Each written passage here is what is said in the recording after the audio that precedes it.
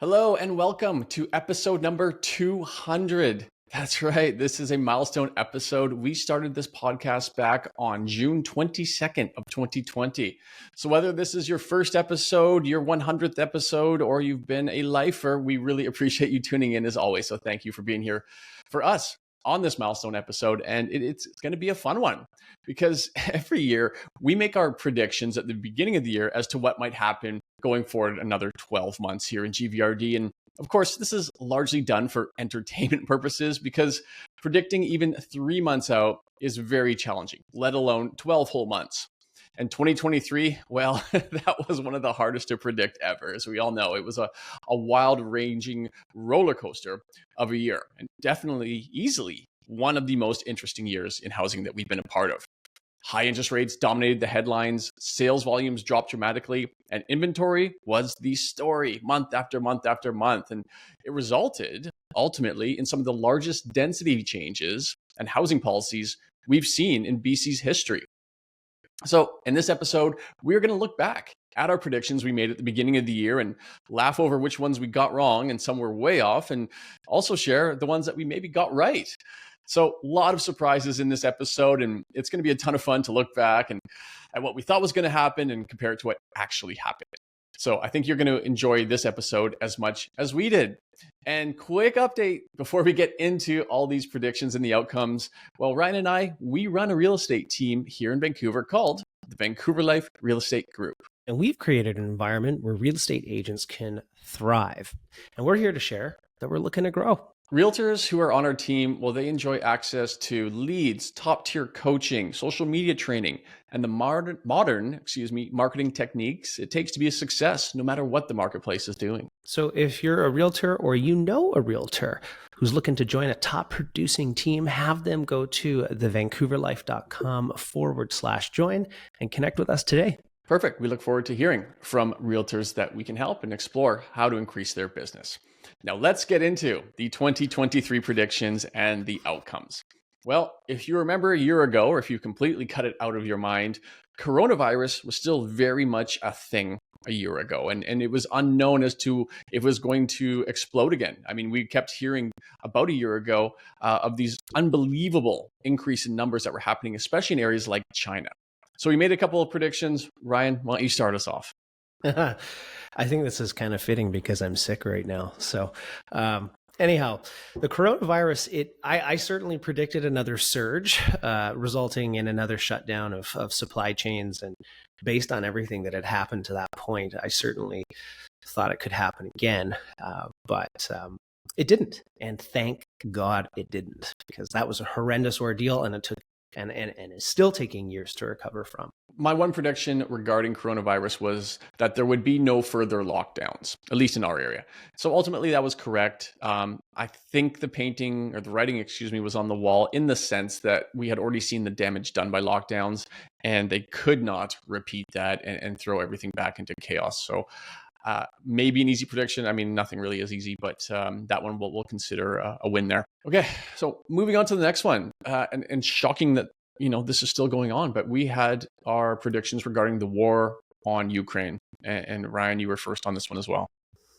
Yeah, I don't think either of us thought that it would be over, so that's an unfortunate outcome here. I actually thought that as a result of the Ukraine war, that Canada could step up to the plate and, take advantage of our energy resources by sharing more oil. However, that did not happen, not only because of our government policies, but also because of, the infrastructure to move said energy resources around just wasn't in place and would take years to create. So, unfortunately, as a provider of natural resources to the world, we didn't do much about that. Russia had been largely sanctioned or blacklisted by many countries a year ago, and I had predicted that this would increase. If the war were to continue, there would be further sanctions and lockdowns on the country of Russia, and ultimately this has proven true. They are sanctioned to the gills at this point and will have a hard time recovering out of this as far as their economy goes. But war on Ukraine, something that we didn't want to have continuing, but here we are a year later. But let's move on. And if it's not obvious already, the first half of this episode is about the economic drivers that affect the pricing of housing and the outcome of housing here in Vancouver. So we go through the economics of it first, and then the actual details and things like sales volumes, inventory, and pricing in the second half. But yeah, so if you want to jump ahead to that, go for it. Otherwise, we're going to continue with the economic drivers here, namely quantitative easing and quantitative tightening. Obviously, the QE that was unleashed onto Canada and largely the world was a massive driver in seeing house prices spike and the resulting outcome in inflation, unfortunately. And I didn't mean to laugh there, but it's funny because it was somewhat obvious, but they went ahead with it anyway. Regardless, my prediction was that QT, they would continue to tighten their quantitative program throughout 2023. And this was essentially correct because Canada's money supply has dropped from April down into October. And the reason I don't talk about November, December is that data simply isn't available yet, though you can all but be guaranteed that the tightening will continue in those 2 months once that data has been released. Yeah, and on my side here, I didn't think the quantitative tightening would go quite as crazy as it did, and it certainly did. Quantitative tightening is still taking place right now, so I wasn't really correct on this. Really hard to predict, especially going through 2022, how we would have seen what rates did in that year. It was in 2023. It was crazy. I mean, after a huge run up, I thought that we were going to kind of teeter off, but we still had 3 more hikes. We didn't drop, and here we are. So I was hoping that we were done with it, but we weren't. And I'm hoping that maybe this coming year I'm more correct than I am wrong. Yeah, and understandably, the amount of money supply in the system will largely drive, obviously, things like inflation and house prices. So it's very important to pay attention to this and the fact that they are now pulling back tremendously on the amount of money being printed into the system is what is kind of bringing things back to quote unquote normal and will ultimately, as they're creating as they're bringing so many more people into the country and not creating more money, that money will be dispersed amongst those people, and we'll see the amount in the system essentially on a per capita basis come down. So this is a good thing. Right? We are still well above. Yeah, exactly. We're still well above pre-pandemic numbers, but I think the QT shall continue, but that's for another episode. Okay. At the beginning of last year, the word recession was already floating around. And so we made our predictions as to whether a recession would happen or not. Now, clearly there are multiple ways to define a recession, and the government has theirs, and sometimes economists and maybe ourselves have another definition. I mean, typically it means back-to-back quarters of GDP declining, combined with increased unemployment rates. So where does that put us today? Well, my prediction was that we would not enter a recession by definition.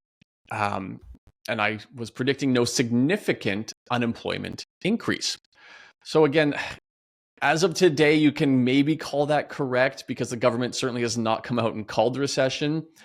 Though, if we look at the per capita way of tracking recessions, we are absolutely in one, a technical one at that point.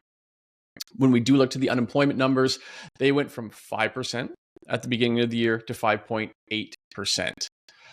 So we're basically at pre-COVID levels, but ultimately, I don't know.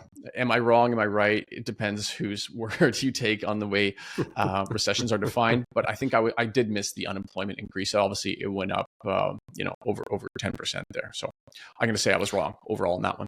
I said yes. I said that we would fall into a recession, but I did say that it would be on the lighter side, i.e. a softer landing or a minor recession. Again, I guess depending on how you define that, it was largely correct. I think I think in many industries, not just in ours, we've been in a minor recession now for some time. We've had humongous amounts of restricted credit that needed to happen based on the money printing that has taken place. I also said that GDP was going to fall from flat to negative, which it also has. And then I also predicted that unemployment wasn't going to skyrocket, but it was going to increase. So largely a number of trailing factors. One led to the other. So, I mean, somewhat correct on that one, I would say. Next up was immigration. Ooh, man. Now that has been a huge, huge story this year. Now, immigration targets that we predicted on were the non-PR numbers as opposed to immigration overall. But non-PRs have been the biggest and the most dramatic change we've seen over the last year. The government had predicted a growth of 465 non-PRs by the end of 2023. And I said they would absolutely beat that and be over 500,000. Well, today we're already over 800,000. So while we'll call it a technical correct, it definitely undershot how high that number could ultimately be. Yeah, and I largely agreed with you. It was trending at such an aggressive rate back then, and it just didn't have the heat on it that it does now. So, one of the other things that I said would happen as a result of this immigration was that, our rental numbers would certainly be affected as well. That was largely correct. I mean, rent went through the roof. We also made a case for international students, said that this would be could become a bigger problem than it actually is at the time. And that's also turned out to be, problematic. And the more we've looked at that sort of, the more we've looked at that topic, the more we've seen it's been rather abused and taken advantage of. So, I think this was largely something we keep a pretty close eye on immigration. So I'm glad to see that this was a good prediction. I mean, still 800K is huge, but absolutely huge number. And just so everybody notices or knows, this our predictions episode obviously is live. So all you need to do is go back 1 year and laugh along with us. It's sort of where we were right and wrong with this one. But moving along with right and wrong, we had predictions regarding the jobs market. Okay, so at the time, a year ago, unemployment was at 5.2%. And I had predicted it would end up at 5.5%. I would miss that. We're obviously at 5.8%. We also predicted wage growth. I had predicted that wage growth would increase by 3%. I missed that one too. It actually went up by 4%. Okay, this is not adjusted for inflation, which I think Ryan can touch on next year. That said, though, Dan, you did make the predictions without going over. So on The Price is Right, you'd still be more right than wrong. Well, it depends what the competitors say, but yes. So I thought wage growth would equally be offset by inflation, right? So our inflation numbers got so high that any kind of wage growth would be offsetting. So almost dead on there. We're both basically at 3% right now. 3.2, I think, was the last inflation print. Wage growth is around 3%, nullifying any sort of wage growth that we had gained. Whether or not those wages will maintain going into the future, that'll largely depend on the price of inflation and what inflation runs at. So,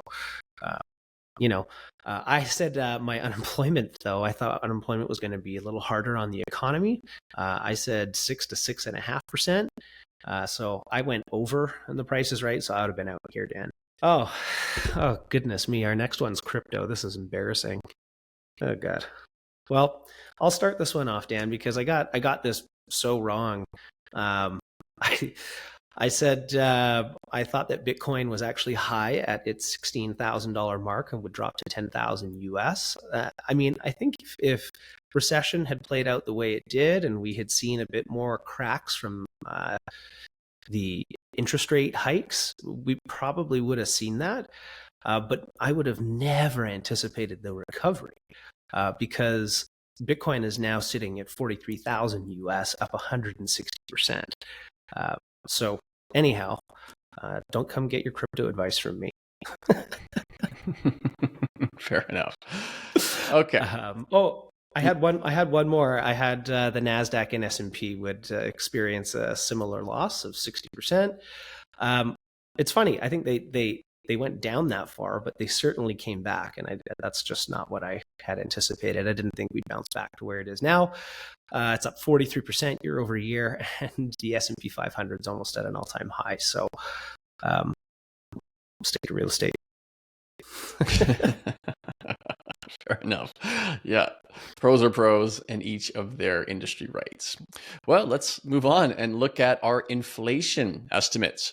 So inflation at the time of our predictions was sitting at 6.8%. I predicted that there would be no secondary spike and we would end the year at 5%. Brian, how about you? Yeah, I thought 4.5 to 5%. I thought we would get it down a little bit lower than that. I think we were angry at the Bank of Canada at that time because they had come out earlier and said so many things about where inflation was going to go and where interest rates were going to go. And well, I wouldn't say they completely misled, but they had to act faster. And so we were both a little too pessimistic as inflation now sits at 3.1%, which is, I would love to be wrong about this one. So that's awesome. That's one that we're happy to be wrong about for sure. And let's relate that to, of course, what happened with the Bank of Canada and the rate hikes or cuts. Just to remind everybody, 1 year ago, the overnight rate was at 4.25%. Today, we're at 5%. Ryan, please share what you predicted on this one.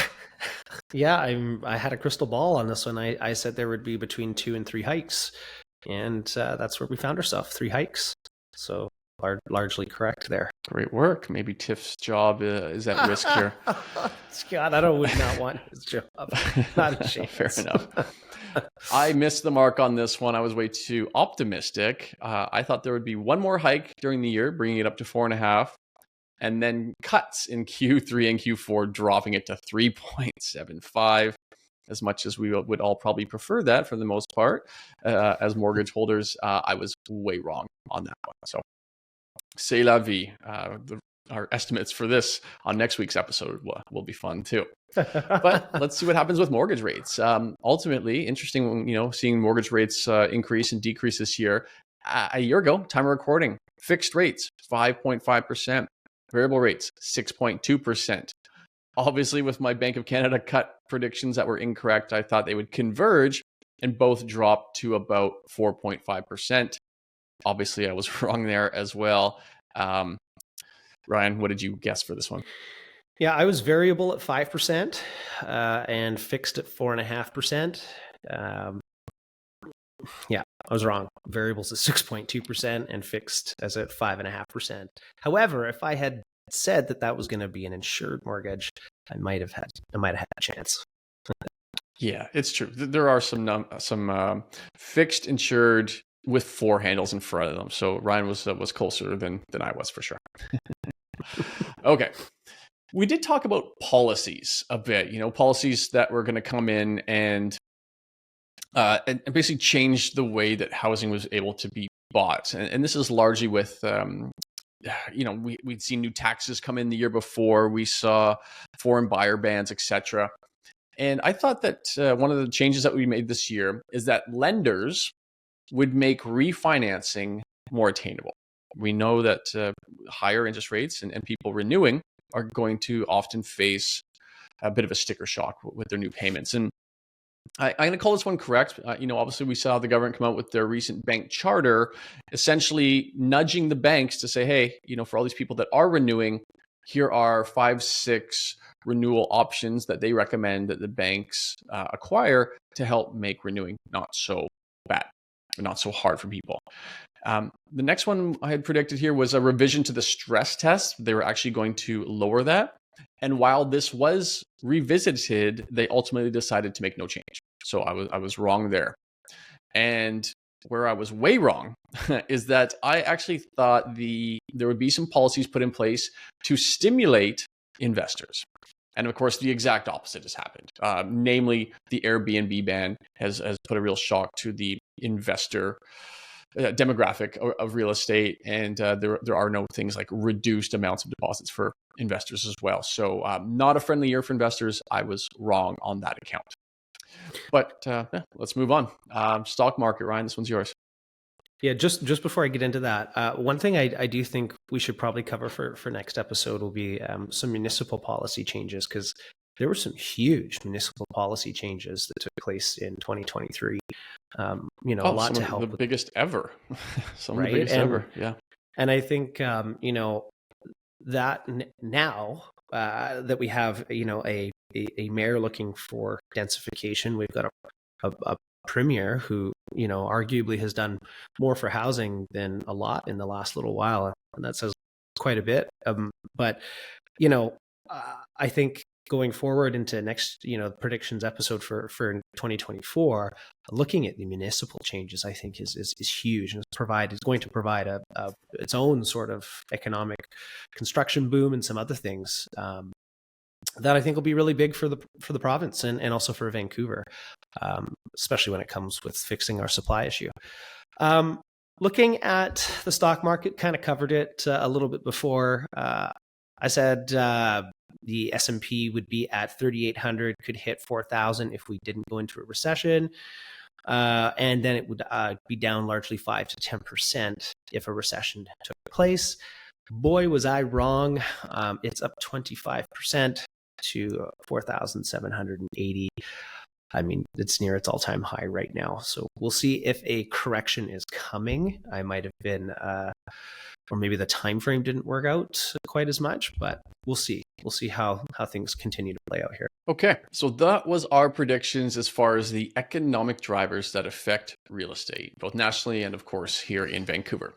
So now let's get into that real estate. Let's see what our predictions were and how they all washed out, and if our percentage is a little bit better than our economist hats that we're wearing there.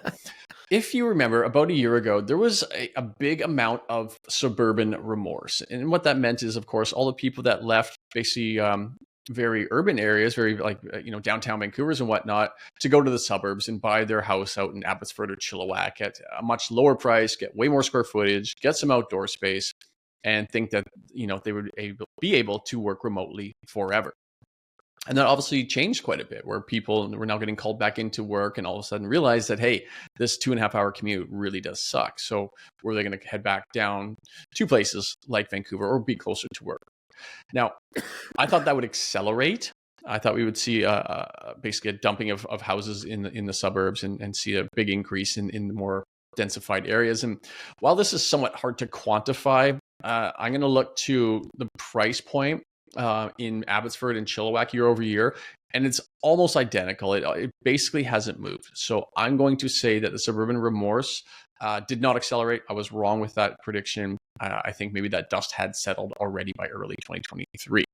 Where I was a little bit more correct, though, was that vacation properties were going to be unloaded. And this is definitely true. We've got a lot of agents in places like the Sunshine Coast and interior BC that are basically cabin country, and the stories of these properties being sold at a loss, people offloading, all sorts of stuff. So this one, it's very unfortunate to be right, but it was right. People could not afford those mortgages that spiked, of course, and had to offload a ton of their vacation properties, especially in areas like interior BC and the coast. I mean, not to mention that the government more or less enforced it as well by making policy changes that would ensure those things take place, right? And we'll see more of that, I think, in 2024. I had a prediction here. Ryan thinks 30 minutes out of downtown will remain stable price-wise, and that was correct.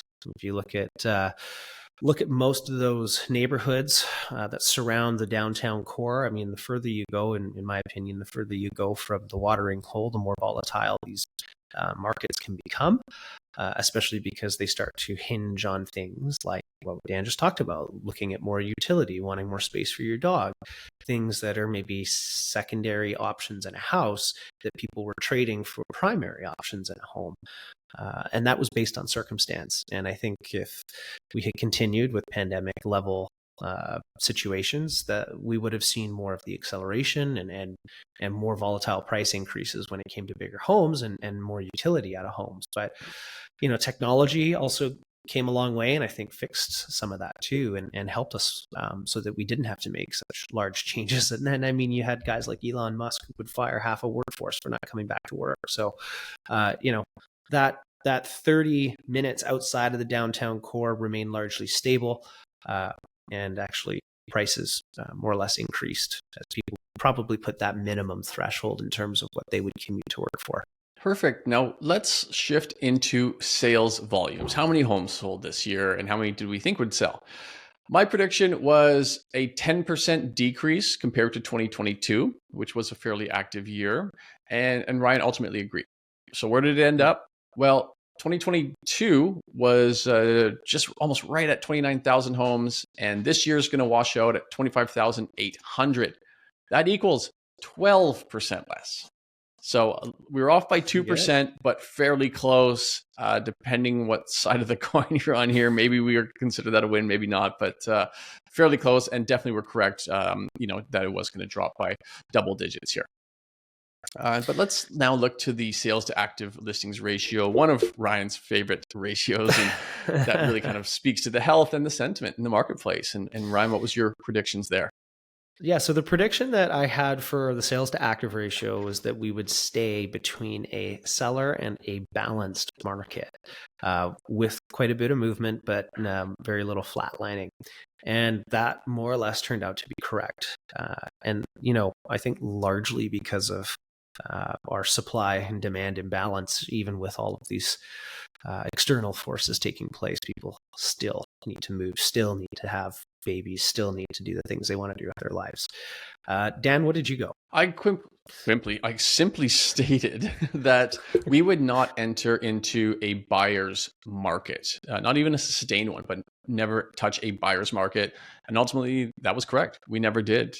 We did hit 13% in January. Oof. Though that is on the precipice. That's considered both balanced and buyers. So never entered a full buyer's market for a single month, which is shocking considering the interest rate environment that we were in. But the main driver of it not entering the buyer's market was low inventory, which was the next prediction. And honestly, the only prediction we made was that it would be a year of low inventory. And that's on us. We need to quantify that much further in next week's episode. Obviously, it was a year of low inventory. We never crossed 12,000. It was the story of the year. It ultimately gave prices a floor here in GVRD and definitely helped avoid any type of a quote unquote crash or whatnot. Had inventory spiked like a lot of people thought it would, we would be in a very different position. But hey, people were largely sidelined in 2023, and low inventory was the story. I mean, if you've listened to any of our last 12 months of episodes, I think we've said that line almost every single one. Pre-sales as well. Pre-sales is something that we like to discuss. And I had made the prediction that sales would be 25% below 2022. This was going to be based largely on developers pulling back and not coming to market with a lot of their projects. So I'm afraid we only got about a half point on this one because obviously pre-sales were slower this year, both on the release and on the sales. But the 25%, I did not have time to quantify this. This is not easily accessible information, at least not quick. So I don't know if it's 25%. Maybe if I find some time, I can update you on next week's episode. But understandably, pre-sales were way less in volume here, both release and sales, than the year before. I think, Dan, another way to quantify that too would be looking at, which developers also exited the market, because there was a bunch of developers that also didn't make it. And that's the sad truth of 2023. They got caught with bad timing, many of which we know were over collateralized or trying to take out more projects for the future, but then got pinched by extremely rapid rise in interest rates. So it's going to be a very difficult thing to quantify, but generally speaking, I think you got to take that into effect too, because there were people who were planning to bring hundreds of units to market and projects just got full on canceled. So yeah, exactly. And it'll be very interesting what happens in that segment of the marketplace, of course, next year as well, which we will share our insights on. Now let's discuss the rental market. If you remember a year ago, the strata laws had changed, forcing every single strata building to allow 100% rentals. And that wasn't a thing before, right? There were buildings where they decided, the strata, the owners said, hey, 0 rentals in our building. And this is also at a time last year where there was a record number of new rentals completing and being brought to market. And it was based on those two data points that I predicted that rental rates would remain flat. I was wrong, obviously. But of course, this was, I guess the data we didn't have was that record immigration would happen into the country. But Ryan, you can play out the rest of what happened with the rental market.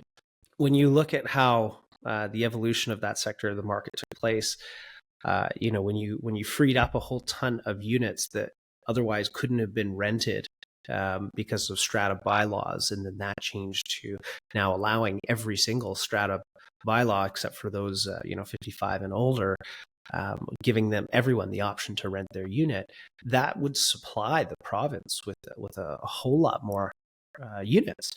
Not to mention the rental supply of purpose-built rentals that are coming onto the marketplace. But when you look at the immigration numbers that took place, and when you look at the international foreign students that came in, and then you also looked at the available stock at that immediate time, it was that, and then you add in the pressures of buyers not being able to buy or choosing not to buy, waiting for interest rates to come down. They would rent for another year. Not only did it stall out, but prices rose like crazy. Right. And so here we are. Yep. All-time high in October, 8% on average. So a big number. Looking now at the luxury market, we like to track this because we don't hear about this too often. And for reference, in the previous year, in 2022, homes over $7 million that sold, there were 115 of them. Big numbers. And I had predicted that it would slow a bit in 2023, but there would still be 100 homes over 7 million that sold this year. What was yours, Ryan? I had predicted 80, and that was a little closer to the total. The total was 86, totaling 931 million in sales, including the highest ever MLS sale in Whistler for $32 million. I'm not even really going to step my toe in the ring to try and figure out why this was the case. Generally speaking, I tend to think that people that buy luxury homes are usually people who run corporations or have bigger properties, bigger incomes as a result of those things. And however, as interest rates rose, I thought that a lot less people would be buying. However, even though that number was my prediction number was closer, I could have never predicted that the highest MLS sale in Whistler, 32 million, would have taken place in 2023 under the current economic circumstances. But here we are. Yeah, I think it largely speaks to the economic divide. And when you've got something like the stock market hovering at almost all-time highs, there is a lot of wealth sloshing around the marketplace, and a lot of it is being dispersed in real estate in BC. A couple of the stories, we have an agent up in Whistler, and she was speaking to the mayor there recently, and he obviously has his ear to the ground in a lot of this high-end wealth moving into the area and what's being spent. And according to him, it was basically verging on all-time. Just immense amount of money moving into places like Whistler. And of course, some of that's going to happen in Vancouver. If you were to look at the economic outcome or at least the vision of it at the beginning of the year, and then also be told, there's going to be $1 billion in luxury sales this year in GVRD, you'd be hard pressed to agree with it. But then, numbers don't lie. Here we are. So again, a big amount of money coming into this marketplace year over year. And like Ryan alluded to, these decisions are largely not affected too much by interest rates per se. Okay, let's move on to prices, because this is always a fun one and one of the hardest ones, but interesting how this panned out. So when we talk prices, we're only just looking at HPI here just because it's the easiest one to reference. I thought, and if you remember, we started the year in a downward trend, right? We ended 2022 in a downward trend with prices, and I thought it was going to continue. I thought prices were going to go down another 3 to 4%, then circle back up, ending a total of down 1% year over year. Brian? Nope. Oh man, What was your guess? Mine was way worse. I figured we were in for a recession. I figured we were in for slowing GDP and higher unemployment. And I was thinking that, I think like a lot of people, that interest rates were going to actually have the desired effect on the marketplace, and that we would end the year 5% down. That didn't happen. We ended the year 6% up. So, I mean, Dan, you were far closer than I was here, but I mean, this was a very difficult one to predict, knowing what we know now. Yeah, up 6% is a big number. I mean, average, you look at Calgary, I mean, it was basically flat for like 10 years. To see a lot of average, normal real estate marketplaces, they're very happy to get a 3% year.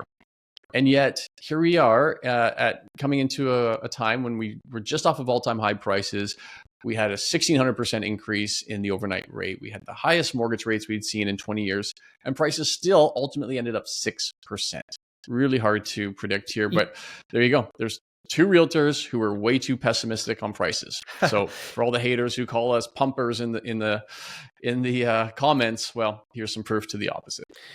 And the funny thing was, beside that too, Dan, is I think a big part of why we ended the way we did was 2021 and 2022 were so aggressive in terms of their growth rate. I mean, I think it was like 16 and 18%, I think, after, or even higher, year over year. I remember being on the podcast, just couldn't believe the monthly increase that we were going through. So, if the market can do that going up, the market can do that going the other way. But it just didn't happen. And I think that speaks to also the multitude of factors that make this a far more complicated prediction than people would think. We had huge geographical constraints. We had huge municipal zoning changes. We had crazy financial policy changes. And, there were so many things that affect price, and I wish we could distill it down to something super simple, but this is a great example of all of the factors that influence the price of an asset in our marketplace. Yep. And we also make our predictions based on home type. So let's rip through these. Detached homes. We both were very bearish on detached homes. I thought they were going to go down 5%. Ryan thought they were going down 8%. We were dramatically wrong there. Detached homes averaged up 8.5% this year. I think I will give a bit of that reasoning to the Plex plan. Right. There was a lot of speculation around the Plex plan, for one, that said, okay, all these properties, all these single family homes will suddenly be allowed to create or build triplexes and fourplexes on them. And there was a rush to market, especially here in East Van. And second to that, of course, nobody's really building detached homes anymore. So they are becoming more scarce. And what happens when things become more rare? They become more valuable. And this is happening in the detached space. So ultimately, it jumped more than any other property type here. Ryan, why don't you take us through townhomes? Townhomes, Dan said that they were going to be up 1%.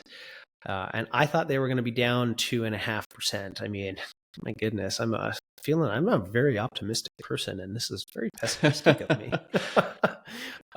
We were both incredibly wrong. They are now up 8%. Again, that came down to the affordability issue, right? I really feel like, if I was going to distill it, when you look at families not wanting to be more than 30 minutes outside the downtown core, when you look at families wanting to stay in the neighborhoods that they maybe grew up in but can't afford a single family home in, what is their next best option? We're here in East Vancouver. We see a lot of half duplexes, triplexes, fourplexes, and now we're going to see a whole lot more of them. However, the next option for people who couldn't afford that was a townhome. And so there were far more buyers than there were available supply of townhomes for people that wanted to stay in the neighborhood or that could just make it work in the neighborhood. And I think that explains a lot of why we saw that price point. Lastly, we're going to look at condos. And I believe sort of that suburban remorse was going to really push up these prices. Plus, we also saw the high interest rates. So I thought, people buy what they can afford. And that was largely going to be condos this year.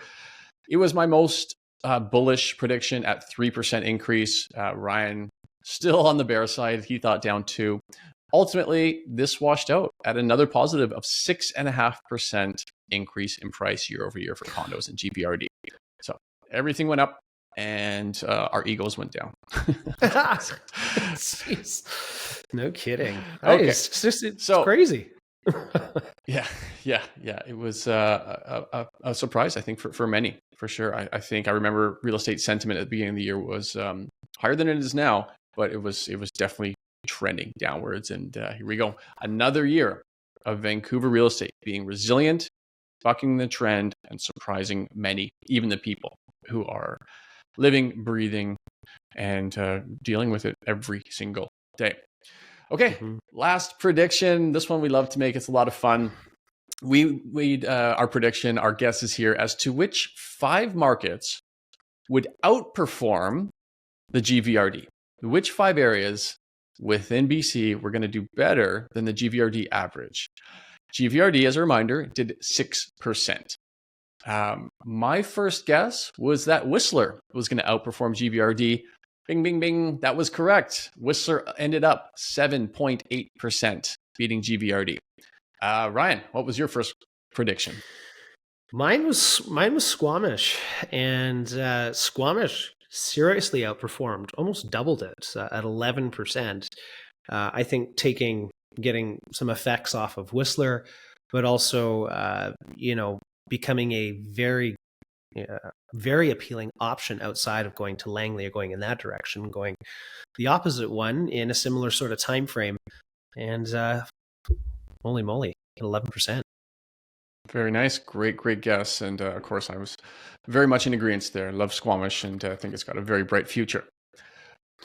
Third, we had predicted Burnaby North to outperform GVRD. While it did go up, it only went up 4.5%. So nope, that one was wrong. It underperformed GVRD by 1.5%.